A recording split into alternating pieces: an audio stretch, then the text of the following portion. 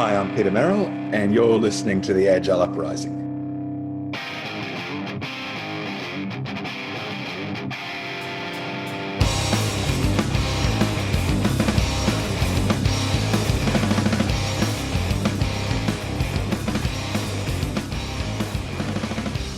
Greetings and welcome to another edition of the Agile Uprising podcast. I am your host, Jay Hrcsko. Tonight's panel with me, I have James Gifford.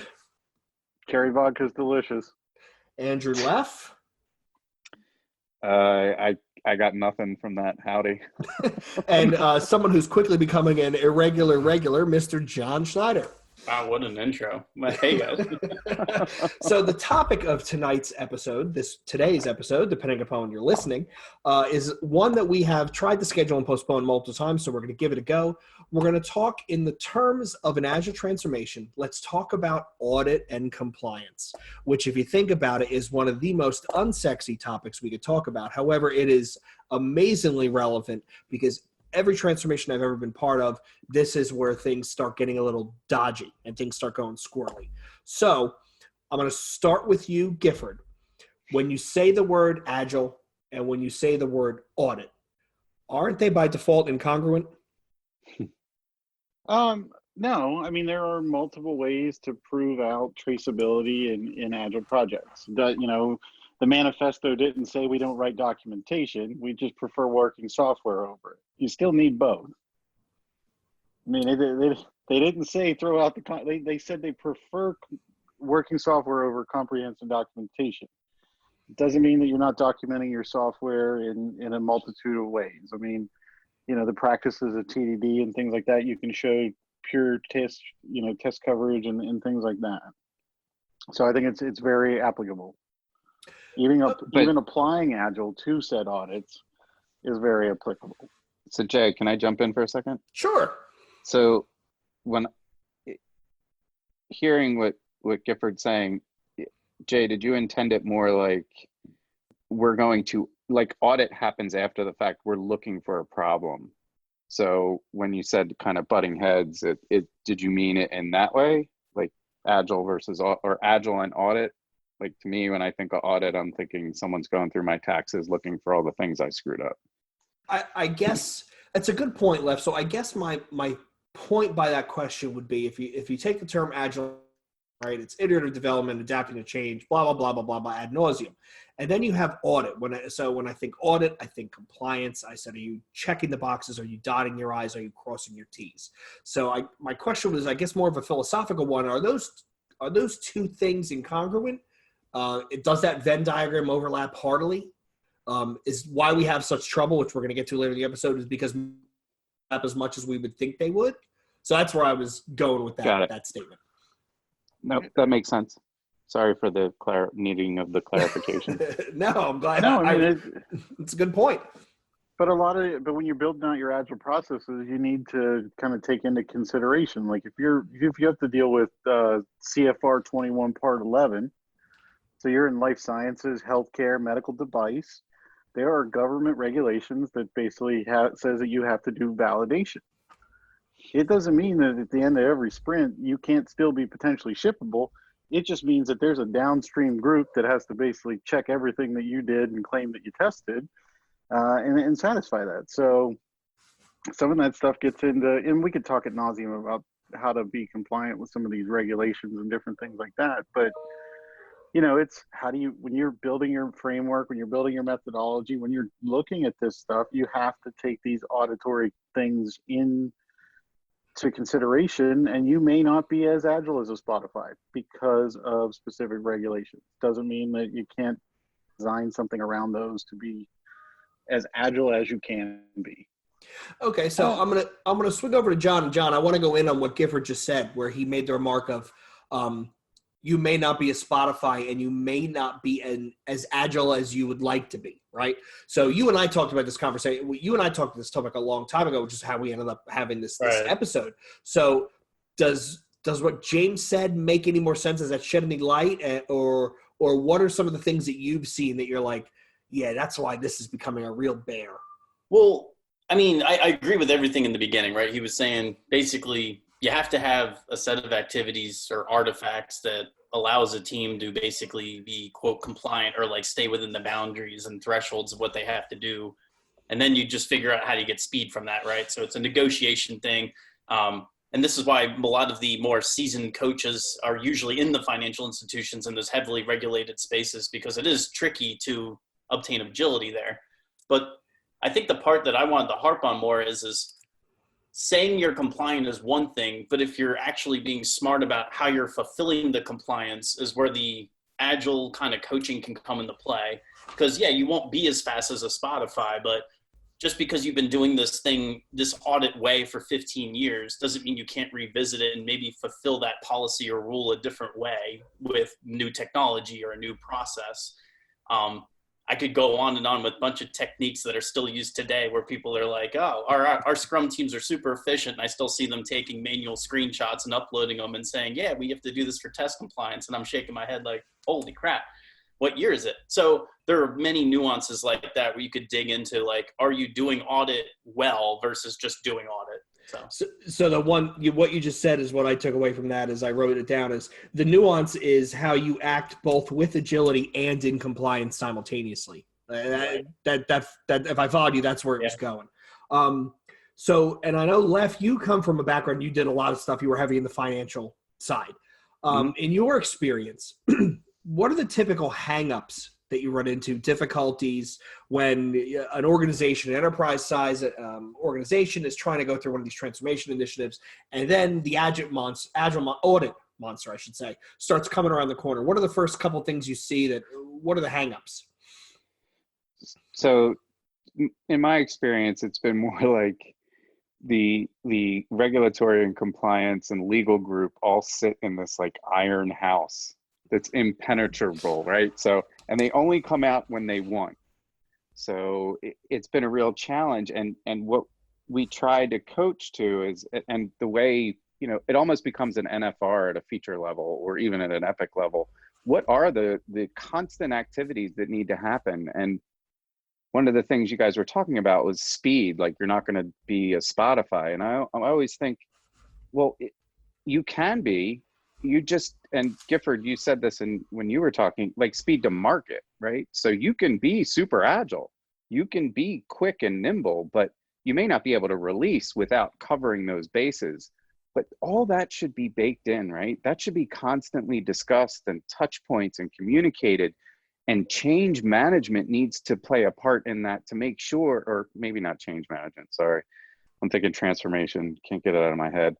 So that conversation just needs to happen more often, and people need to be included. So it's always weird with regulatory and compliance, even legal. I remember in one of the banks, it was like arguing over punctuation. And I guess that's important, but how are you supposed to know? Or capitalization on one particular, like stopping a release because a word isn't capitalized, pay the $10 fine. Right? Like, get out of the way. So I think that's the other piece, is there's this mystique about this regulatory compliance and legal areas within an organization. They just don't partner well. I haven't seen them partner well. So I think that partnership, just like we try and build the bridge between business and IT, really needs to incorporate the organization to build the scaffolding that will allow refinement to happen with all the people that need to be included. All right, I'm stopping. Sorry. So let me ask something about that. Like, based off your experience too, I mean, how much are the audit and compliance stuff you run into actually the company's own rules versus what they actually are conforming to? Because I've seen a lot of made up, if you will, compliance stuff to protect themselves. Yeah, it's a great point. I've seen it a ton. I'm sure, just like anyone that's run into this wall, I mean, they're not bad things. It's just, that's their job, right? So to challenge them, you almost have to become, I used to tease Cusack about this, like becoming a lawyer. Like, you almost have to speak a language that is so foreign. It's not the same currency everyone else uses. So I think that's a great point, John. Yes, a lot of it is internal mumbo jumbo and jargon that it's like, hey, you can't do that because it's Tuesday and you cross the street going backwards with one foot. What the hell does that even mean? So Gifford, and I know you've done financials, you've also done healthcare type stuff. I'm assuming you run into the same sort of problem. So I'm going to ask this question of you. How Leff said, part of the problem is we're not only speaking a totally different language, right? Potato, the semantics. But how do you get a regulatory compliance audit group internal, right? We'll start with the internal audit folks. How do you get them to partner better, to come along on the journey and not freak out and say, well, what are you going to do? How are you going to handle this? And want to have everything planned out up front so they can check a box and say, I guarantee no matter what you do, you're going to be in compliance. Yeah, you're on mute, my friend. Kill me now. The number of days I spend giving brilliant answers to questions while on mute is amazing. As we've been designing, current company, as we've been kind of designing and evolving our methodology, we reach out to these various groups. We have them as partners. Before we roll out anything, HR has generally had to look at it. If it's going to touch something that we do from a regulatory standpoint, we talk to them about the change or the process we're implementing and how we see it fulfilling those obligations. So we go and make them a partner in the process. So we show them our artifacts, we show them how it's going to work. Here's where the controls are. Does this pass your sniff test? Like the idea of John brought up the idea of the screen capture still with testing. That when you start looking at what is a feature file, if we were doing behavior-driven development and looking at a feature file literally gives you the exact conditions, the way the methods are supposed to kind of interact. They're working in plain human English. If you're embedding data in there to show the cases, you're showing the positive, negative, edge cases, and this thing is just going to run. So no matter what, you can show them the file, you can show them all the steps, you can literally sit them down with a tester, have them click the button, the magical machine spins and grinds, and they can see it all happen, and they get the same results, and they're like, holy smokes, this file here definitely passes our audit because it's reproducible. I can see it. I can actually watch it all kind of magically happen in the interface. There's no user error potential. So, that was something we were able to show to a group of auditors as an artifact that we were using. It's all in source control. So it's even better off than some of the camera stuff. And they were like, holy crap, this is a better artifact than we've ever had. Behavior-driven development solves a lot of your problems, and it's 100% reproducible. And we can, in some of our instances, we need to be backwards compatible. So we can even go show 3 iterations of the product, 3 versions of the product back because some of our customers are still on old crap. And we can show it works there, it works here, it works through the entire system of anything that our customers could have potentially in production based on our, upgrade program. Because they can technically, by some of their contracts, be 4 versions behind the freaking current release. And so we can literally show you that it works in version they're on and the version today that's going out in 4 months. And so they're happy as pigs in mess with that. So let me ask you this, John, based upon the conversation and how it's going, is the secret to maybe get your regulatory audit compliance folks, get them more involved early? Is that the I hate to say Rosetta Stone, because I'm beating an analogy to death, right? But is that it? It definitely helps. I can't argue against that, right? Obviously, giving them the sense of that they're part of the change and that they're involved and they're comfortable, just like any business decision, whether it's for a product, for software, for a process change, all that stuff. Half of our job as coaches, obviously, is being empathetic and getting people in a mental state that they feel comfortable and want to drive the change, right? So naturally, that is a good idea to do. The other thing I want to bring up too on what James was saying too, which is funny, is I heard source code, I heard behavior-driven development. It's important that you name the right artifacts for the policy or rule that you're fulfilling tool, because I don't know if I've heard it here or somewhere else, but the analogy I hear is if you want to look at the audit trail of a product or project, the worst thing you can do is look at the wrong artifact like stories, because looking at stories is like looking at your old marketing or your old market grocery store lists and seeing what's in your fridge. It doesn't work.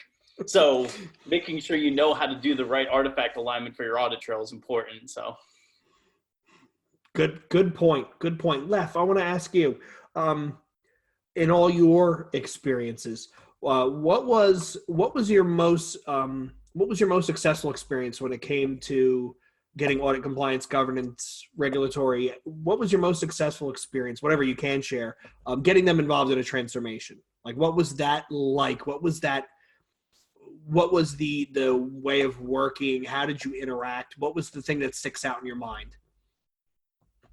Yeah, it's a tough one to answer without actually calling out one of the biggest changes in the banking industry regulatory wise. So, Was it UDAP, CCA? no, I said I won't mention it because it's a little sensitive. It doesn't matter. So I think for me, across all the organizations and I'm going to speak at an enterprise level more so than I guess at a team level, but it's really the refinement practice. So the ability to get refinement practices and refinement cadence going, and a company to really keep the horsepower or the gas into the engine for that. That's where I've seen it most effective, because you're bringing in those folks, right? You're bringing in more of the regulatory compliance and legal folks earlier on in the process as opposed to later. Now, I'm not sure. I've also have pharma experience, not as heavy as probably other folks on the call, but there might have to be a different approach, right? Like whichever life sciences or financial or whatever regulated industry that you're going to coach in, there has to be an understanding of, really you can't just stand on principle, right? And say, do it agile because you're stupid if you don't.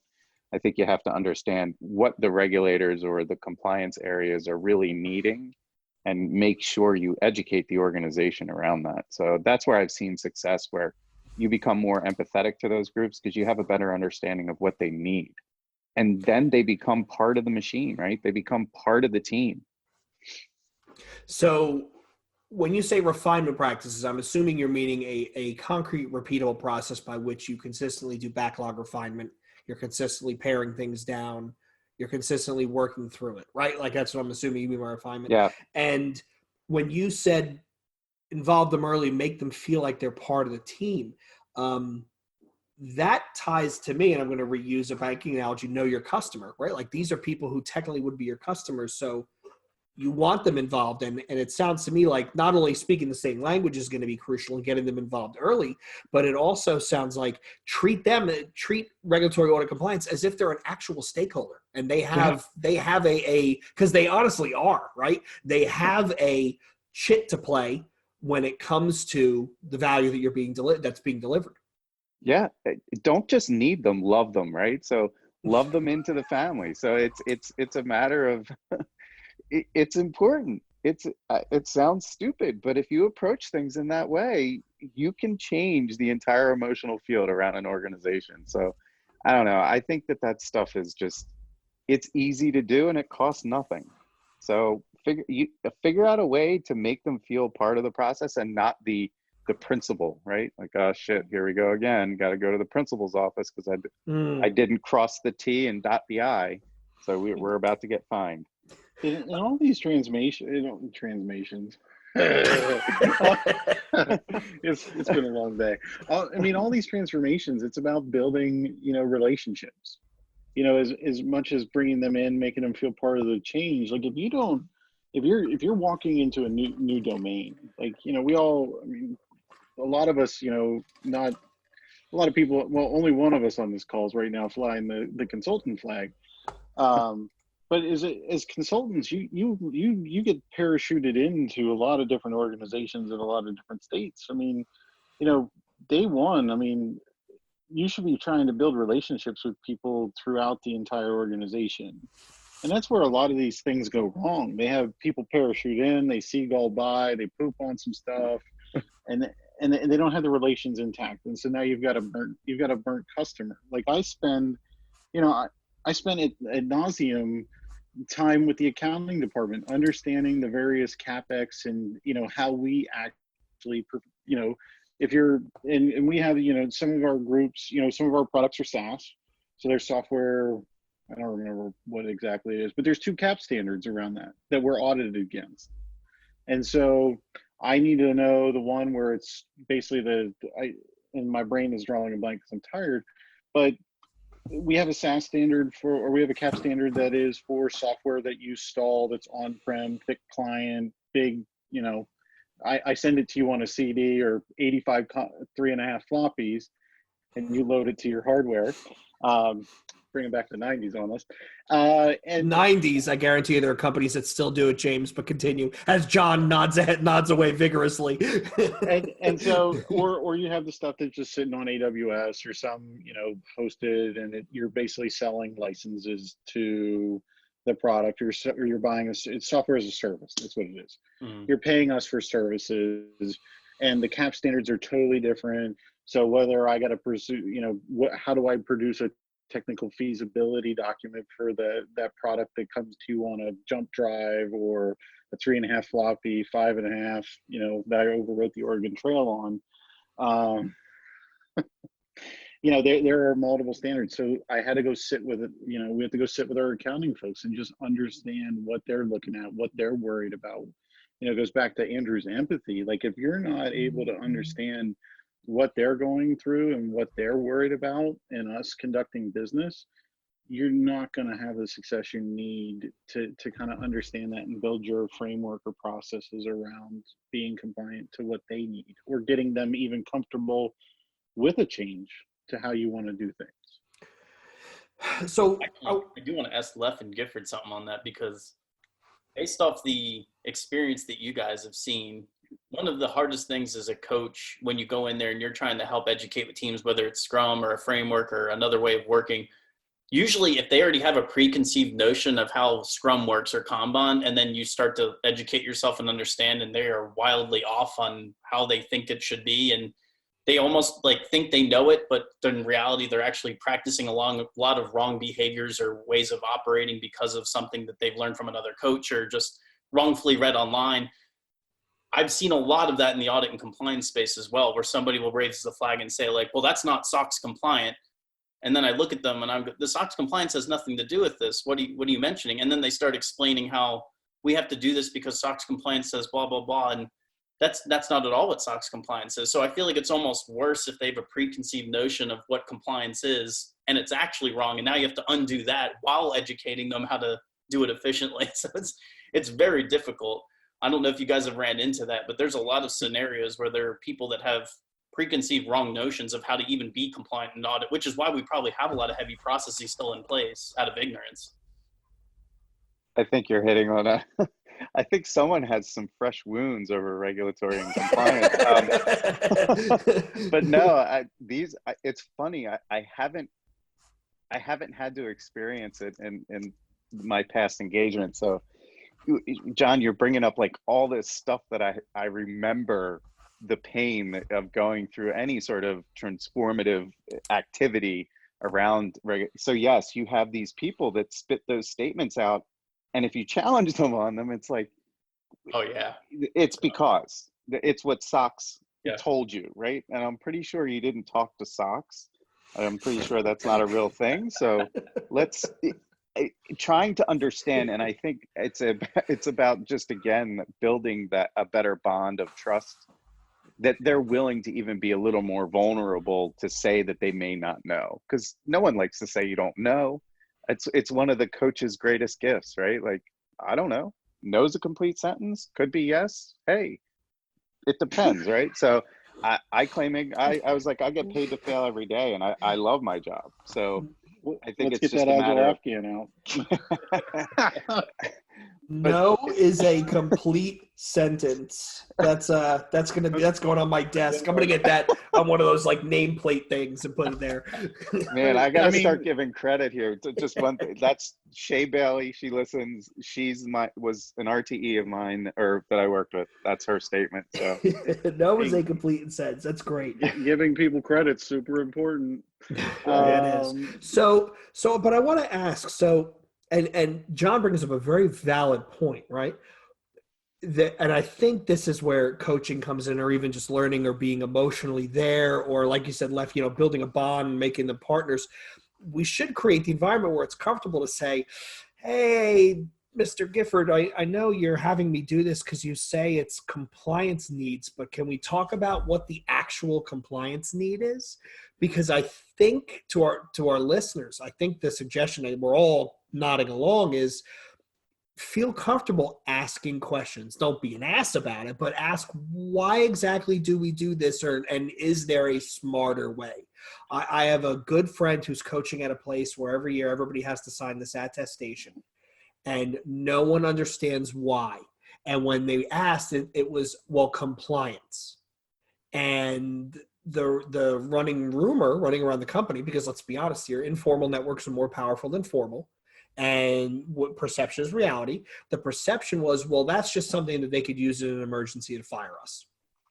And while right, wrong, or indifferent, and it's probably wrong, right? I guarantee, the road to hell is paved with good intentions.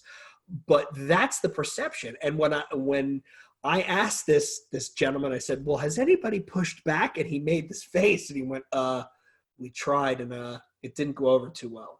So the other side of that is, if you're listening to this, possibly, maybe we have some audit, compliance, regulatory, legal fans. If we are, please reach out to me directly, backdooragile@gmail.com. We'll get you on. But maybe we should bring them in to make them feel comfortable with, hey, I'm not challenging you because I'm not saying you suck at your job. I'm challenging you because I really want to genuinely understand what it is that we're doing, because there may be a smarter way. And so, one of the, I hate leading questions, but I some of those interactions with these folks, I'm like, at times I'm going to be my 9-year-old with you guys, okay, and I'm going to ask you why a lot, and I'm going to, and I might not 5 whys you to in a way that you're going to recognize it's the 5 whys, but I'm going to be a 9-year-old. And I'm just going to kind of keep picking at it till I can get you kind of I'm going to lead you to where I need you to go, depending on, the questions, each question follows up with another question that kind of drives you to a different kind of spot. And I have failed at this more times than not. And then ended up at the end of because compliance says so. But there is a fine art of, and for a coach, if you're new to this, it takes a lot of practice to kind of lead people to where you need to go to get an answer. To then, once you have that answer and it's come from them, then the idea is a lot easier to then kind of start to come back in with. So you're kind of diffusing some of those preconceived notions, and you're bringing them along, and hopefully you're learning something along the way. Some of it is how they interact, how, they act that way, maybe because it's how their boss is. They don't actually give a crap. So now you're working with the person that doesn't give a crap and says, Jay, sure, you just give me whatever you want. That makes total sense. But you got to go talk to Billy, because Billy is an a-hole, and he's the one that signs my check, and he says no. All right. Well, thank you for telling me that I need to go talk to Billy. So let me take this whole discussion we're having so far and put it on its ear. So we've talked a lot about conceptually the internal auditors, right? The guys who are the guys and gals, the colleagues who are full-time employees of the places we're working. Does any of this conversation change, or how does this conversation change when you're dealing with an external auditor? So I bring in KPMG or I bring in Deloitte to audit something. How does this conversation change? And that's a toss-up. So whoever wants to go first, feel free to answer. I will say it depends on whether it's a friendly audit, meaning you ask for it, or you're being told you're being audited. So Okay. usually if you're getting told you're getting audited, it's pretty much a cut and dry, what do you need me to do? And those requirements are pretty, strict on show me your policy or show me this data. And you just work with them. You still do what you left said, right? You build a relationship. You want them to like you. If you're mean to them or you're not providing the right things, that's only going to make your job even harder with what that's needed. But if it's a friendly audit, honestly, I would treat it no differently than your internal auditors. You bring them in, you treat it just like a dry run almost. You have a free hall pass to basically experiment what you would do with your internal auditors anyways if it's a friendly audit. So you can go through those motions, bring them in earlier, try it, get their things good to go. But yeah, anything that's a forced audit, that's actually something that's interesting for like product owners or people to be aware of is like, hey, if we did have a forceful audit, do we have a plan? And maybe that's a good retro thing to talk about with teams or whatnot is if we all of a sudden got audited, could we even handle this? So I would look at it from that perspective, but it definitely is interesting to think about a forced audit because I haven't been through too many of those. Leff, I saw you nodding along and kind of got like chills go up and down your spine. I take it you have been in that seat before. No, I actually haven't been through an audit. I've done audits, like more from an Agile perspective, coming in as a consultant to do like an Agile audit. But just the word audit, I think that there's no way to come out of that trap. So don't call it that. Unless you want to scare people. You'd have to deprogram your brain to not have a reaction to that word. Audit is awful. But I mean, so Jay, we had, I had the opportunity to work with a group of auditors and bring them to Agile ways of working. And we used, Agile method. So we knew that we were going to get a forced audit on some very, specific banking regulations. And we were able to kind of use Agile methods to help the audit group run an Agile audit in preparation for their larger audit before the forced audit got in there. So we knew the forced audit was coming. We had 60 days to prep, do basically the cursory, hey, we know this is coming. We better get the house in order and make sure we're going to pass this thing. And the only way to do that was to introduce some Agile ways of auditing so that findings could be remediated. What was the most critical? We knew that, the top 50% of the audit, if we didn't pass it, the fines were astronomical. The bottom 50%, we could give three shits about. But we were able to use Agile methodologies, prioritization techniques, infinity mapping, different techniques to show, all right, out of this 10-point audit that we're going to get audited on, these 6 items are the thing that really gets us a fine. The rest of this, we're going to slap on the wrist. They may publish an article. We'll get a little reputation damage, but it's better than losing $100 million to this fine. So what you're saying, Gifford, if I'm following correctly, is like with most things when it comes to delivery and value-centric delivery, prioritize the things that are going to be either the most value or the most painful first, and cut it off at the knees. Get it done first, and if you're going to go to jail, somebody's getting fined, you're getting fired. That's the stuff you fix first. Right. Man, what are you in here for? We failed an audit. I can only imagine that conversation. So it sounds to me like some of the common threads that you all are unpacking here is get them involved early, get them involved often, partner with Audit and Compliance. Don't treat them as a them, but as part of an us. And I think, I don't know who brought it up. It might have been you, Leff. You were talking about NFRs at the epic and feature level, so non-functional requirements. Is that something you've done before, and is that actually borne fruit for you?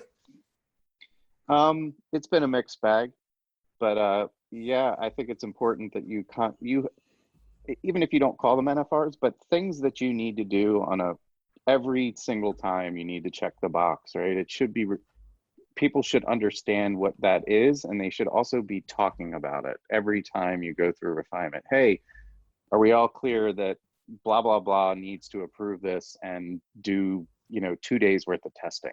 Yep, we're good. There's no oops or surprises, right? Or when there is a surprise, you're able to handle it because it's not another million fire drills going on around you. Exactly. I mean, and some of that stuff, like Jay, we have a document that we have to produce with every single release, and we basically went in and figured out how to create that document using Jira. So we went and said, hey, what are the minimum things that need to be in this document? And so this document is literally Confluence pages now instead of a Word document, and it's using the different macros and different things like that in Confluence, but it pukes out the same document based on the Jira data. So we've represented all the requirements through, like, for this feature, here are the 88 stories that make up this crap. Here's the tasks that was the code implementation. And then here are the feature files that show the basically representation of here's how the code was tested. Like, that full traceability is all just pulled together using Confluence and some out of the box connectors to Jira and Audit and Compliance. But we have to produce that. So we built the tools strategy around being able to produce said documents out of that. So every time when we go through the list of non-functional requirements, different things like that, you can trace it all back based on this Jira thing. And it's how we structured Jira. It's how the different types of items that we've created in there. Sometimes we have different item types literally just to satisfy audit and compliance documents, because we don't want people doing 50-page Word documents that add no value when we can do it all with the collaboration between the two, a wiki and the ticketing system. So it sounds to me, Gifford, it sounds to me for in this example, audit is just another day. It's just another thing that we have to do, that you've built the process around it. Okay. Yeah, you've got to bake that stuff in. Like, you can't don't leave them on the periphery. So if I had to summarize, so that goes back to my summary I just made, where, okay, you got to get them involved early, get them involved often, understand them as a stakeholder. Is it a safe statement? So, we've talked about audit, compliance, regulatory stuff. We've talked about legal. Is it a safe statement to make that if you think about your compliance and audit needs early on and often, and build for that, it is you'll have more success than a greater chance than not that you are delivering a higher quality product? Is that a fair statement, you think? I see John nodding along. Would you agree, John? Yeah, I mean, it's going to be a byproduct. If you go through the motions, you get them about, yeah, I mean, that should be your outcome. I mean, remember, I've listened to podcasts with you guys talking about, making sure you're focusing on the outcome versus the actual output. And, like, that's the outcome that you're trying to get to, right? So, yeah, go through the motions, do your process, produce your outputs, but making sure that you're still targeting the actual achievement. Yeah, I agree. I would agree with that. Okay. So one last question for everybody, because we're quickly approaching time, and I'm going to start with you, Leff. So if there's someone listening who is involved in a first pass at what Gifford called a transmation, right? So they're attempting a new transmation. What advice would you give to them if you had to give them one piece of advice when it comes to what they're going to see with audit and compliance? What earworm would you put in their head regarding this? Alignment. Figure out a way to align the organization to rally around those activities, or those, to break down the walls of the organizations within the organization. So that's what I would say. So truly get partnership through alignment work. John, same question. Yeah, I think the alignment's a good one. And I would just say transparency. It's similar to alignment, but those people have to provide transparency into what compliance is, what they want, similar to what a product owner does. Like, here's my vision, this is what I'm trying to do. Provide transparency and let the team solve this problem. And final answer, James, same question. We have alignment, we have transparency. What's the earworm you would plant in a listener's head when it comes to starting a transformation, going through a transformation? The audit and compliance monster is looming. Yeah, I'm just going to have to go with the old, I think Andrew brought it up early on in the podcast. I mean, it's about empathy. It's about, caring about these people. Like, it's not just another mountain to move. These are people that have a job to do, that you're interacting with, and you're trying to blow up their world. You're trying to change things. You need to have that empathy and compassion for them, which I struggle with it a lot of times, if I'm being honest, because I'm a robot. I'm a robot, but you got to walk a mile in their shoes. I mean, the amount of information, just showing an interest, trying to build a relationship, having that empathy for them, the amount of information that I've, basically sucked out of them like a succubus, it's propelled my career. So, look at it from the standpoint that you need these people. These people are critical to the system. If we're going back to the fifth discipline systems thinking, these are just another system in the company that you need to address and attend. And it is better to have them on your side. And to do that, you walk a mile in their shoes, feel it, go observe them, see if they're cool with you hanging out. Look at the day in the life of a freaking auditor. It's oftentimes miserable. I mean, when you're sitting there, and when we did the Agile and audit transformation, to watch these people suffer through hounding people that knew their stuff was not compliant, and they just wouldn't give it to them because they didn't want to have to go deal with it, and then chasing them around, and the amount of escalations. It is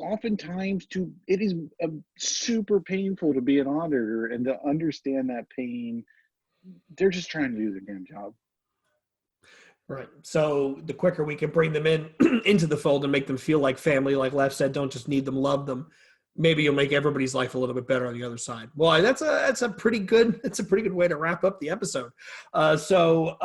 On behalf of Jon, Andrew, James, and myself, I want to thank all of our listeners once again for listening. If you enjoyed the episode, give us a review, rating, leave a comment, iTunes, Stitcher, Podbean, Podbros, Podhub, wherever you listen to it. There is conversation to be had on the coalition.agileuprising.com. There's a lot of conversation in our Discord channel. Right now, I think the biggest trend is an argument about manual versus automatic in high performance cars. There's a lot of heated opinion apparently about that stuff. And lastly, we will always keep ourselves free, but if you're interested in offsetting hosting and production costs, we do have a Patreon. I'll throw a link in the show notes. I want to thank James, Jon, and Andrew for their time. And once again, this is the Agile Uprising podcast signing out. Wash your hands.